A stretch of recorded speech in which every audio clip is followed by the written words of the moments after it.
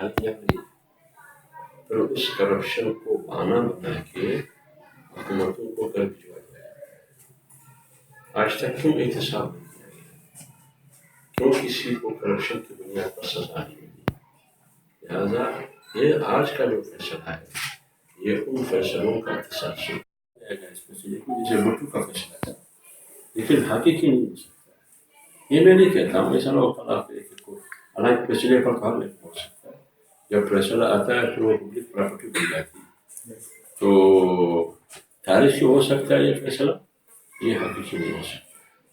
اس لیے یہ جواب ہے. سر عمران خان مستقبل میں دیکھیے آپ کو یاد ہوگا کہ 2013 کا الیکشن جب ہو رہا تھا اس سے پہلے مختلف ٹاک شو میں انہوں نے کہا کہ میں پورے ملک میں کلین سویپ کروں گا، میں ملک کا وزیر اعظم ہوں. لیکن نہیں کریں. پھر انہوں نے ابھی 3 مہینے پہلے کہا کہ اچھا ہوا کہ 2013 اور عمران خان اپنی زندگی میں وزیر اعظم نہیں بن سکے. نہیں بات.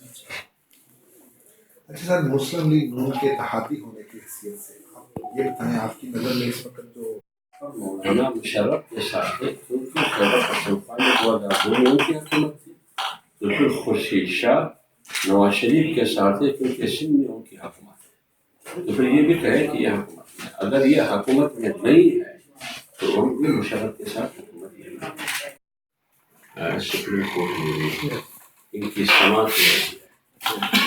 اتنا تو مجھے پتا ہے کہ سینٹ میں یہ جو چیٹ چاٹ کی گئی ختم نبوت کے عقیدے کے ساتھ، یا ختم نبوت کے حلف نامے میں جو تبدیلی ہوئی تھی، اپوزیشن نے میری ترمیم کی مخالفت کرتے ہوئے اس تبدیلی کو درست قرار دیا، اس لیے میری ترمیم ناکام ہوئی. لہٰذا پیپلز پارٹی تحریک انصاف نے تو سینٹ میں میری ترمیم کی مخالفت میں ووٹ دی.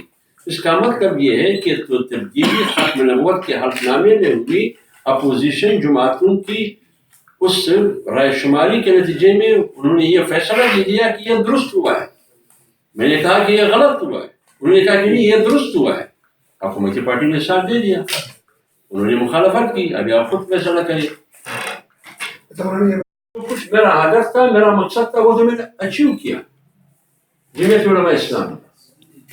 اب اس کے بعد اگر میں دھرنے پہ اتر آ جاؤں تو لوگ مجھ سے پوچھیں کہ کیا مولوی کیا پاگل ہو چکے ہیں آپ؟ یہ ہونا تو یہی چاہیے نا، ہونا یہی چاہیے جیسے کہ پاکستان کہہ رہا ہے کہ نو مور نو مور. پھر اس کا مطلب ہم ڈو مور کی نظریہ ضرور بنا لیں ساری زندگی کے لیے. جب تک آپ کی معاشی حالت مضبوط نہیں ہوں گے، آپ معیشت میں خود مختار نہیں ہوں گے.